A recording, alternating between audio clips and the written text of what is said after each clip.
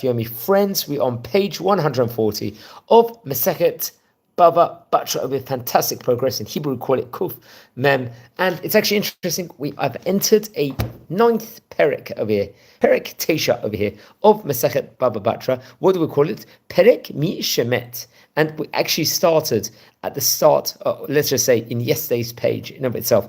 Now, this chapter, like the previous chapter, chapter number 8, deals with questions of inheritance, Yerusha.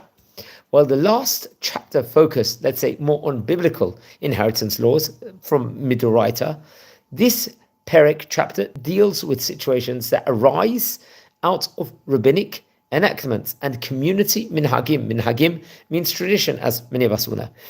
One important rabbinic enactment is called the Ketubah, and this actually includes a clause called Ketubat Benan Nukvan. What does that mean? The daughters Ketubah. This is going to guarantee that the daughters will be supported by the father's estate until they marry or reach the age of maturity and become independent. Now, it's actually interesting. The first Mishnah deals with the question of what to do when there is not enough money in the state to support both the sons who are entitled to inherit according to biblical law, and the daughters who are entitled to be supported according to rabbinic enactment.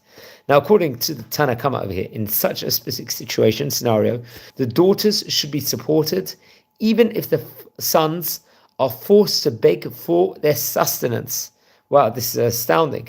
The Tana Admon objects to this ruling, saying, why should I lose out simply because I am a male, let's just say, a man? Rabban Gamliel agrees with Admon's comments of it.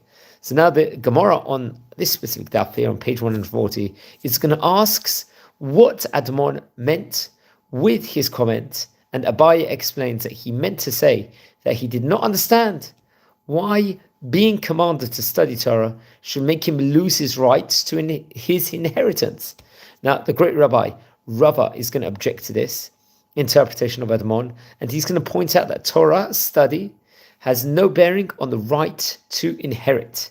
Now, Rav's explanation is that Admon was simply commenting that if there was a large estate, his rights as a male would give him priority in inheriting, and he did not understand why he should lose those rights if there was, let's say, a smaller estate. Now, actually, it's interesting. We did look in Gemara in Masechet Ketubot, which we learned just over about 2 years ago, if I'm not mistaken, on page 109. That's naturally Kuf Tet Amud Aleph, states that whenever Rabban Gamliel supports Admon's ruling, that becomes the accepted halacha over here. In this specific case, this specific Gemara seems to accept the position of the Tana Kama. Now, Rabbeinu Tam is going to come, another great rabbi, and he suggests that perhaps in this specific Mishnah, Admon is not arguing with the Tana Kama, but simply reacted in strong language to a ruling that, let's say, surprised him. Surprised that it's echoed by Rabban Gamliel over here. So very interesting. We've entered a new parak over here, chapter number 9. I recommend everyone to look inside this in great detail, these pages in of itself. It's actually interesting. I take a lot of these notes from the great Rabbi Adin Steinzelt, Zachet Tzadik Livracha. He's got excellent notes on steinzelts.org. I recommend everyone to look at that. And also, he's compiled the Koran set of English Hebrew Gemaras, Aramaic, obviously, with fantastic pictures in it. It's absolutely amazing. I think they've covered the entire of the Shas. I would recommend everyone to purchase it or look into it and look at the excellent notes there and illustrations. Now, friends, we're a community here. We have already covered here on Masechet Bava Batra 139 videos on this stuff alone. We've covered more than 900 videos already inside this series, making strength to strength.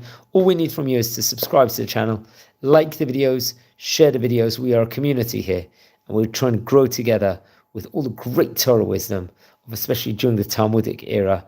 And wishing all blessings from Israel. So wishing you all a good night. Take care and be well.